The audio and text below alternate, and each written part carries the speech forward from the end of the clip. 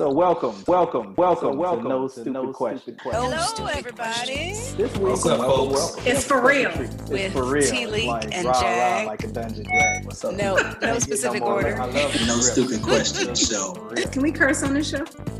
Do whatever we It's feel. for real. Tanya, Okay. your question For for real. today No. is All right. stupid. So, Question. What's the name of the show, Jay?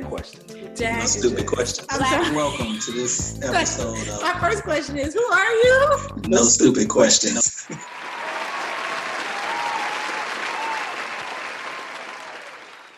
Welcome to 2022, everyone. And also welcome to another episode of the No Stupid Questions show, the show where you have two smart people, TLeake Hey. Happy New Year.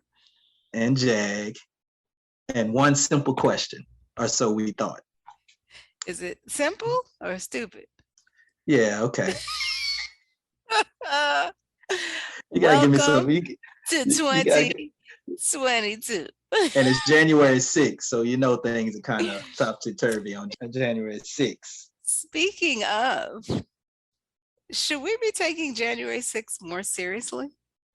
And that is the stupid question. That is a stupid question.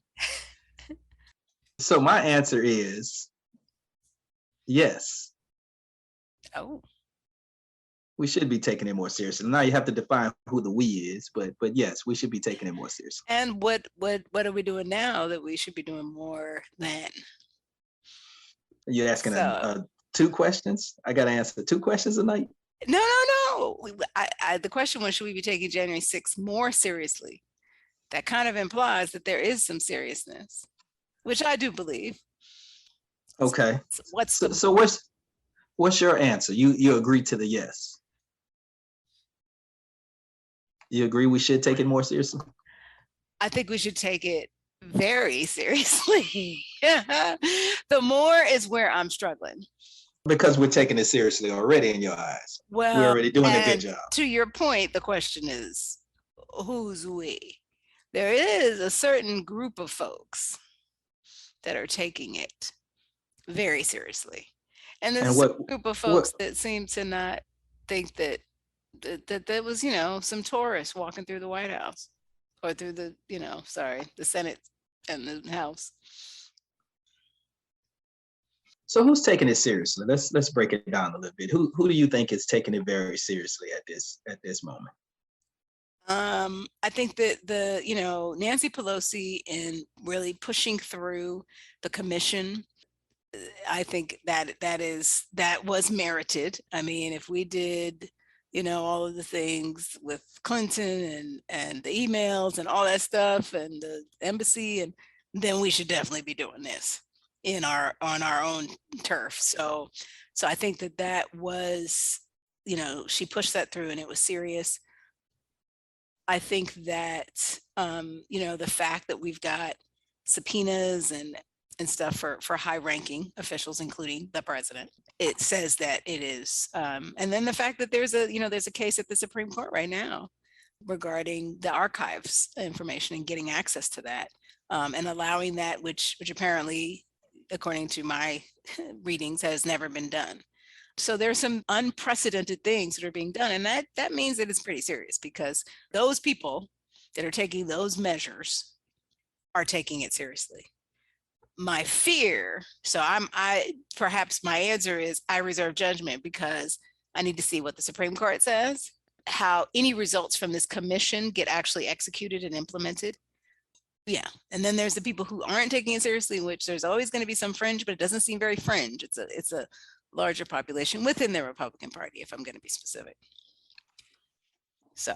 Okay, well, they're not taking any investigation or levying any potential penalties against the people that acted seriously. They don't want to do that. I mean, they may be taking it seriously, they just don't want to pursue that route. What makes you think they're taking it seriously? Well, I think, But aside from that, not pursuing that route.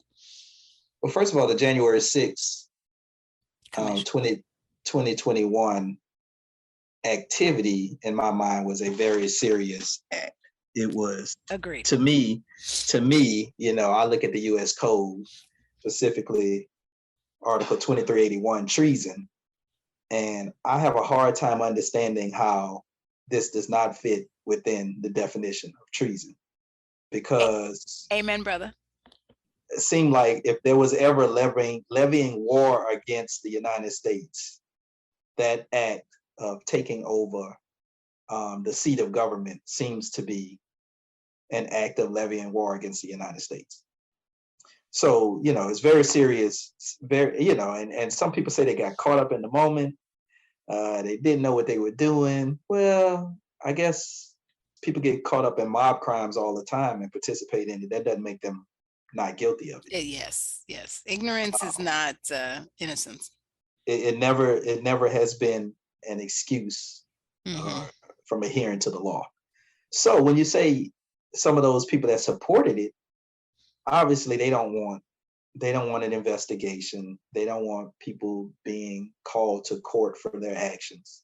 But to me, that's not them not taking it seriously. Maybe they're taking it dead seriously. They just know they're on the other side and they don't want to be held accountable for their actions. How is that not taking it seriously? I mean, to be honest, if I'm taking something seriously that I had a role in, I'm going to give myself the mea culpa, slap, because this needs to be taken seriously and we can't be covering asses but again, that's I understand that's me, but I guess I go back to and it's also that's my perception of you ain't taking it seriously if you think that it's okay for people to get away if that saves your butt, because this was a massive thing that it was touching all levels. But even before that, I have an issue with specific Congress people saying that, well, it wasn't that bad. And it was,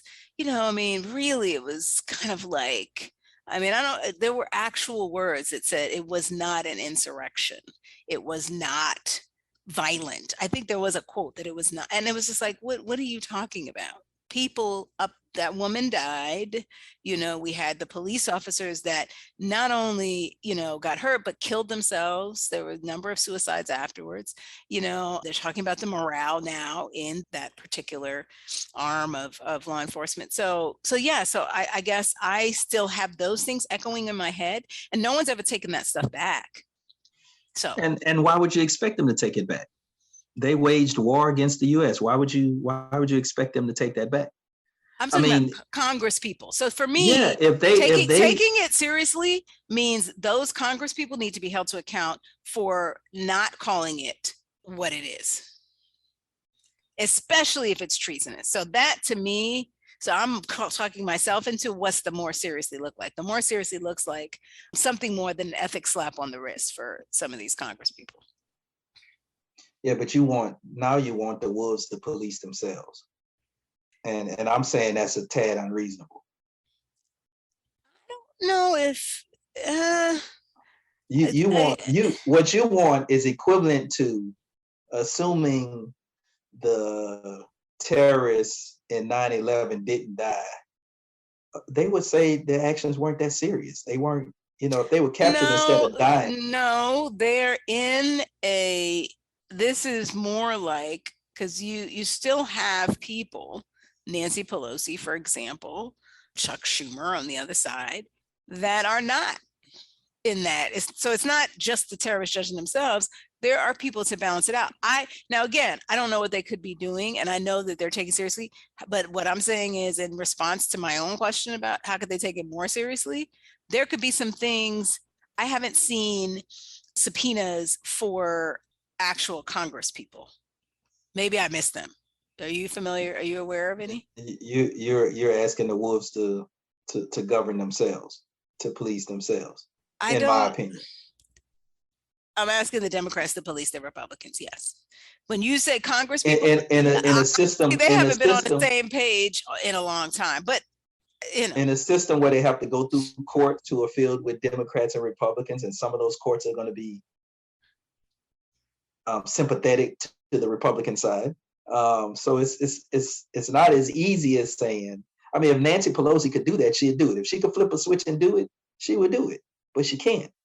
Why can't she subpoena from the commission? There's mostly Democrats. Why can't she do it? because it's the wolves governing themselves. No, to me, this is the same as the political conversation that we had about impeaching the president. You know, it's like, oh, is it the right thing? Is it, or not, is it the right thing? But okay, well, how does that affect our reelection? But no, it was the right thing to do. If he betrayed his oath, then he gets impeached. End of story. But there was, to me, way too much analysis of the consequences and the blah, blah, blah. You because know, there are two sides, because there are two sides in this country at war with each other. And you want them to do the right thing when what they're really doing is what they have enough power to do. I don't know about that. I don't feel like it's a power question. I feel like it's a strategy question. We're being way too strategic and not too action oriented. When you think you have power and superior power, you don't need to be strategic. You just steamroll. I understand that. They don't think they have power, but I'm just saying, if you could push through the commission and deny certain Republicans, which is what happened, right? They nominated all the people that they knew were gonna try to derail it, right? Nancy Pelosi said no. Liz Cheney, come on, So if you can do that, you can do some other things that I think are out there as available to you. So yeah, you can't steamroll certain things, but I think if you can subpoena staff members, you can subpoena House members, senators. So yeah, I think you're getting an indication of how much dirt is in DC. Dirt, you said? Dirt, yeah. Dirt. Some people say it's a swamp, and I think you get an indication of how boggy that swamp is. And it's not just Republicans. There's some Democrats that don't want to be held accountable for their actions, so they have a hard time holding even what appears to be their enemies accountable for the things that they've done. So I'm sorry. So give me some details in terms of how there's Democrat, and I let me tell you something. I have no misperceptions about whether it be Democratic or Republican.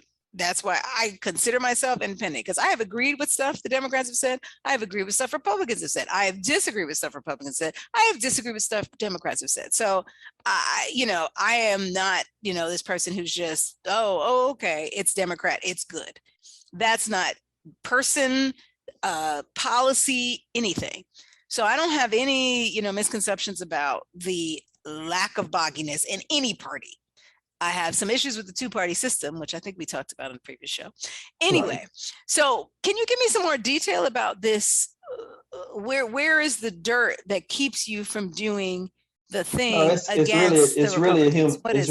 It's really a human nature question. I can't give you explicit examples because I'm not in the room, but it's really a human nature question.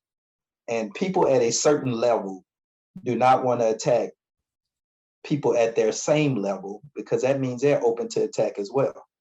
But they did that already. To me, I don't know how did they do that already? That's what I'm telling you. So for me, if Nancy can say no, she's already pissed somebody off. It's a big difference between taking someone off a commission and subpoenaing them and maybe subjecting them to jail time. There's a huge difference between that.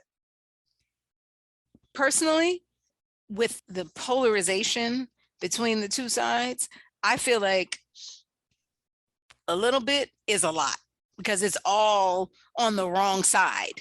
So I don't feel like, because to be honest, one side, whether it be Democrat or Republican, reacts to small things like they were big things. So my thing is, I don't think you're going to be in any worse trouble, in all honesty, because they had this whole big thing about how, they wanted it to be, bipartisan, and she wouldn't accept the blah, blah, blah, blah, blah. So it became this big thing. And of course, then they give the labels and the stuff like that.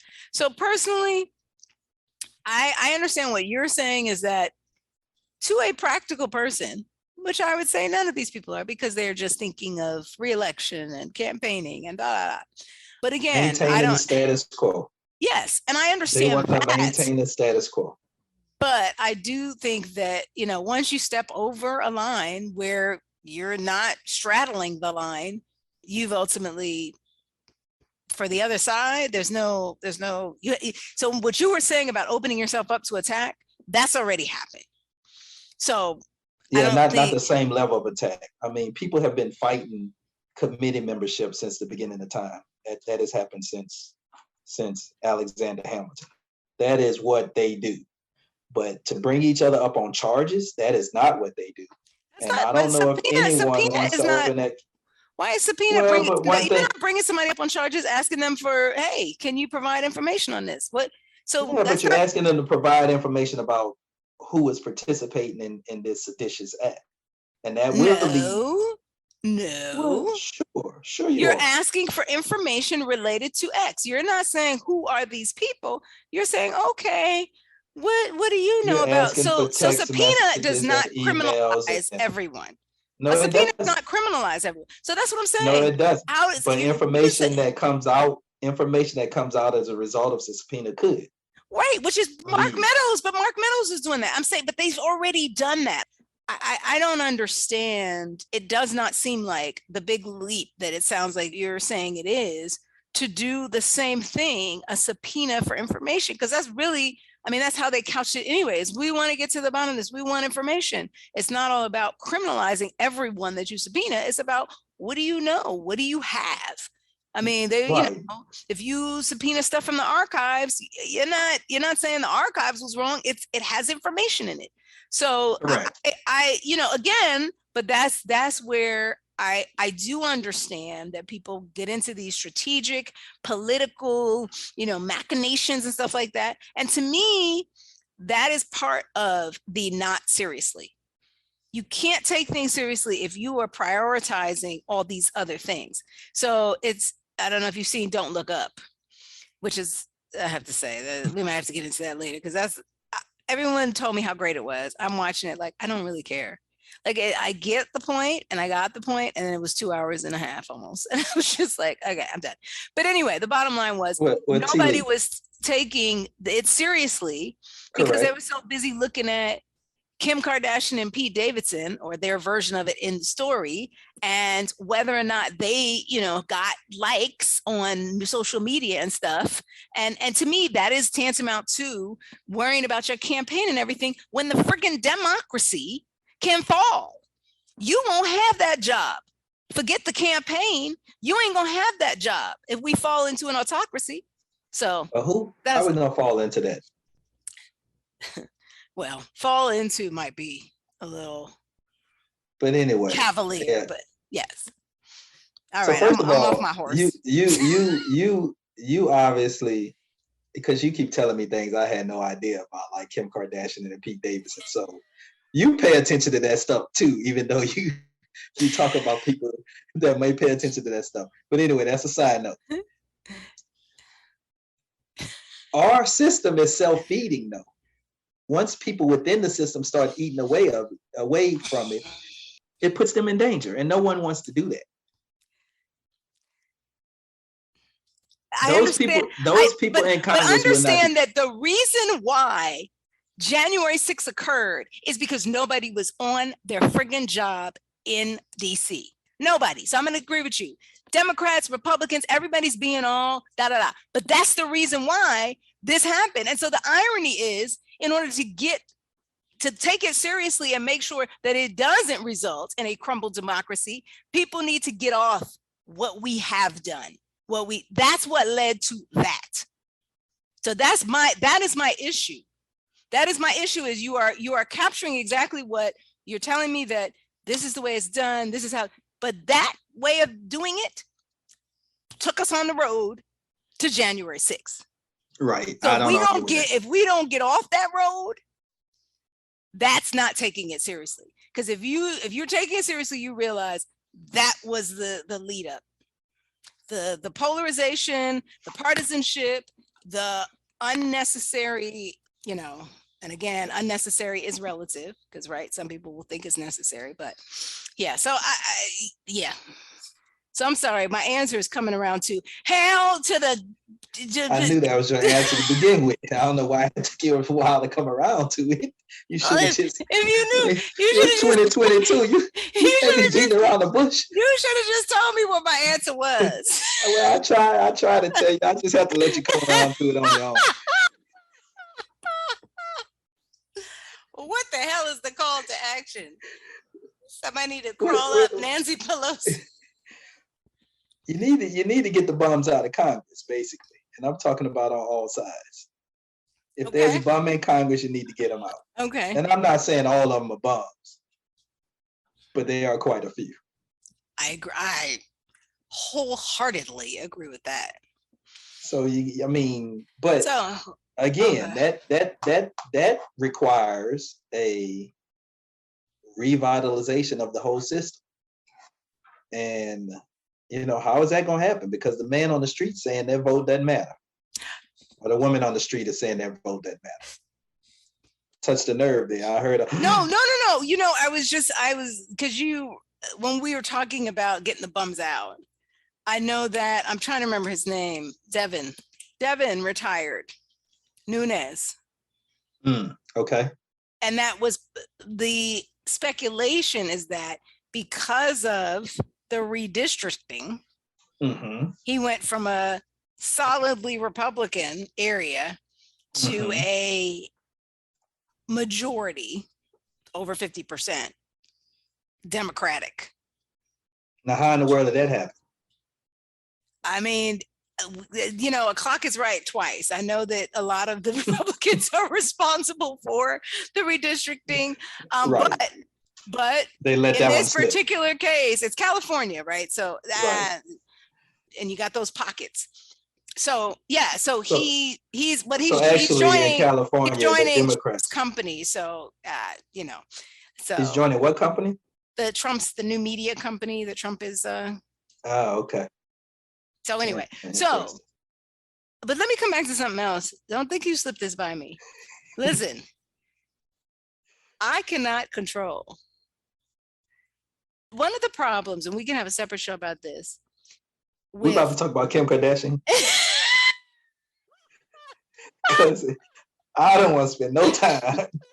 No, this is not really about her. This is about the fact that Pete Davidson either. No, it's not about them in particular. It's about the fact that I get notifications about Devin Nunes and notifications about Kim Kardashian. So my phone based on your history. Based on your search history, but go ahead. No. So listen, I'm a J-Lo fan, but it puts J-Lo and Kim in the same. So it's still anyway. So I'm just telling you the way the algorithms work is if I'm interested in some pop culture, I'm interested. It takes me down.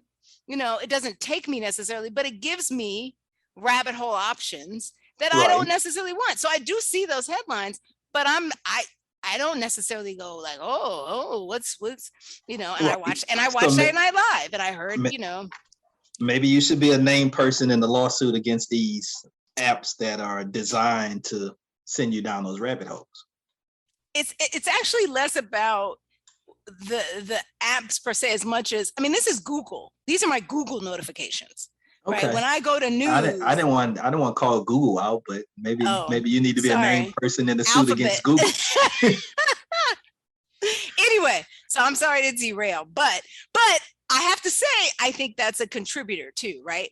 It does get into the whole thing about the rabbit holes, and as a coach, right, I know that what the best thing to avoid temptation is to get it out of your out of sight, out of mind, literally. Right.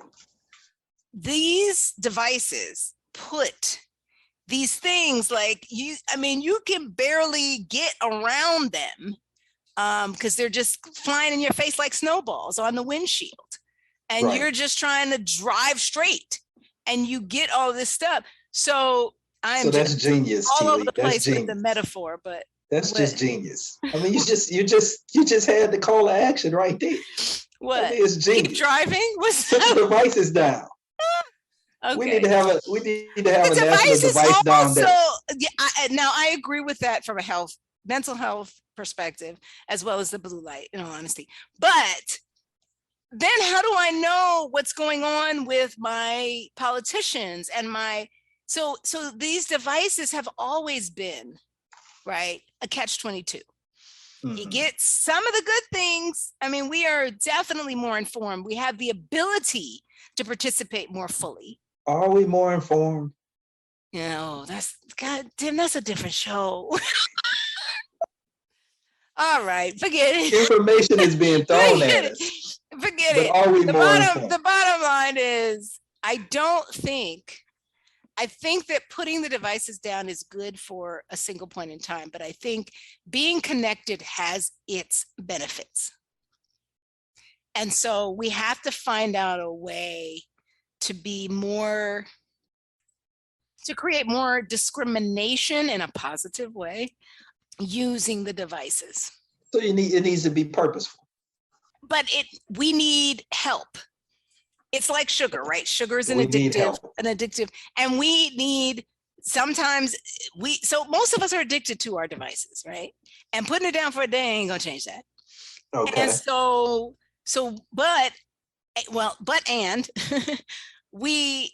we do need the connectedness, this ability to communicate with one another, even at that bare level.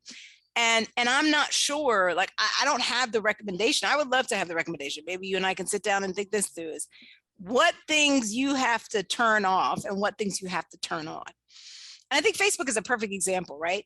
Facebook has some crap in it, but Facebook also, a lot of people have said, has allowed them to connect with people that they have not been able to connect with. But Facebook got so crazy for me, I turned off all my notifications. I just can't do it. But it's kind of this all or nothing where you lose when you go for nothing, but when you have all, you lose somewhat too. So I have to get back to you on the call to action. I don't think it's shut them off. So we can't have a call for action for this show. I think people need to take January 6th seriously and pay attention more seriously, and pay attention to, like you said, what your people that you can vote for, vote in, vote out, are doing with respect to it. And I mean, our audience is smart people. Hey, if they are not taking it seriously, and if they are maintaining that cycle that you talked about, like you said, clear them out. The cycle needs to stop if January 6th is not to happen again. Well, I agree with that. And I guess the only thing I'll say is I express some doubt that the powers that be will stop the cycle. I think it has to be the man and woman on the street to stop the cycle, because that power begets power, and the system loves to maintain the status quo. If we're unhappy with the system, we have to change it from the bottom up. I agree, but then we put people in power to do that. So I think it's a joint effort. I don't think either one can do it alone. I agree. You have to put people in power that you think will represent your interests, which means you have to develop those people so that they can represent you. Okay, high five on that one. No stupid questions, y'all. Always a ball. Happy New Year. Happy New Year. Drop it like it's hot. Hey, hey. Oh, how's that getting there?